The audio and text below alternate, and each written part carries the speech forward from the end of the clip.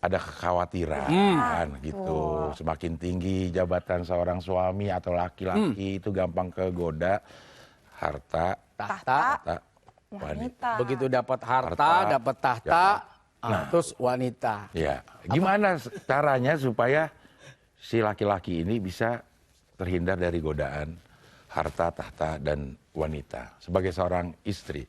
Godaan itu bukan cuma sekedar orang berharta lalu dia tergoda dengan hartanya. Orang yang tidak berharta saja bisa tergoda untuk mengambil harta orang lain. Ya.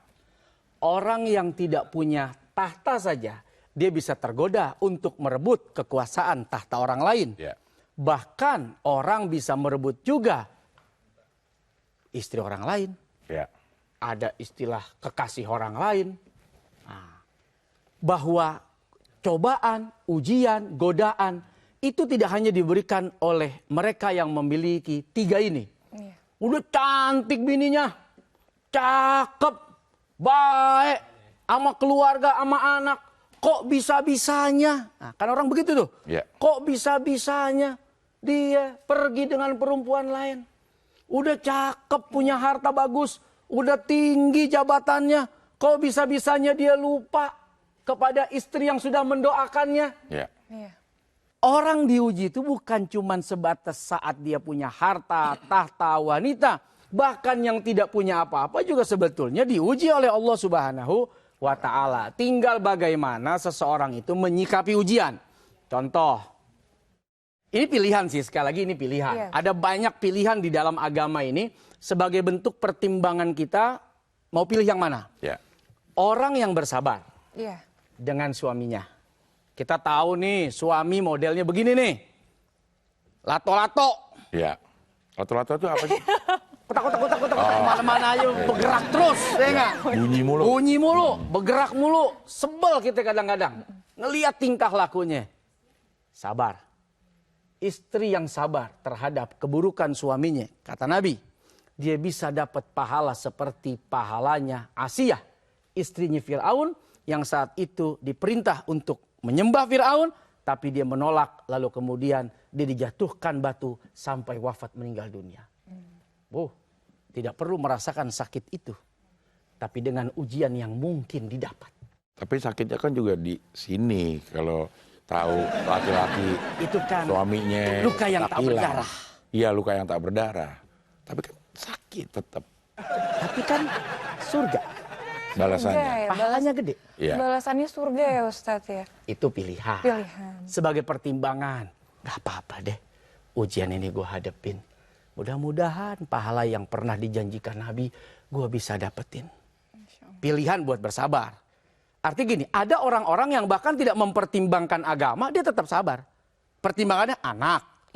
Pertimbangannya mertua. Pertimbangannya orang tua. Tambahin nih sama pertimbangan pahala. Biar makin mantep sabarnya. Yang kedua, dia bisa memilih juga sih jalan untuk berpisah.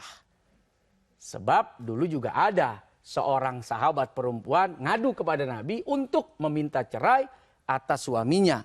Bukan karena suaminya buruk dalam ibadah dan akhlak, tapi takut si istri tidak bisa menjalankan kewajibannya dengan baik dengan pertimbangan tadi. Ada ketidaksukaan, ada kebencian, sehingga akhirnya tidak menjadi istri yang soleha. Nah termasuk tadi, orang yang kecewa, istri yang sakit hati, istri yang kemudian remuk, batinnya, hatinya. Pada akhirnya kan malas melayani.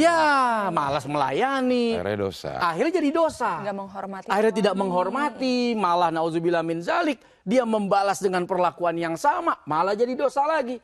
Alangkah baiknya kalau kamu tidak bisa bersabar dengan itu. Kau sampaikan saja keinginanmu untuk berpisah.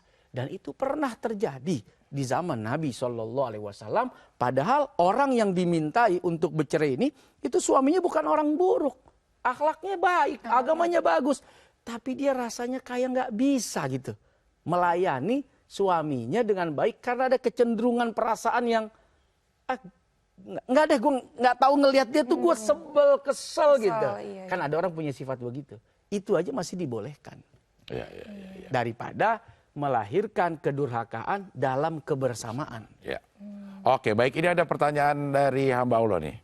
Sebenarnya hukum penyebabnya seorang perempuan yang jadi pelakor itu apa sih? Waduh, pelakor ini apa sih? Perebut Perebut laki orang. Ustadz. Aduh, Berat ya pertanyaannya. jawab yang berat coba. Oke, secara hukum secara hukum Islam.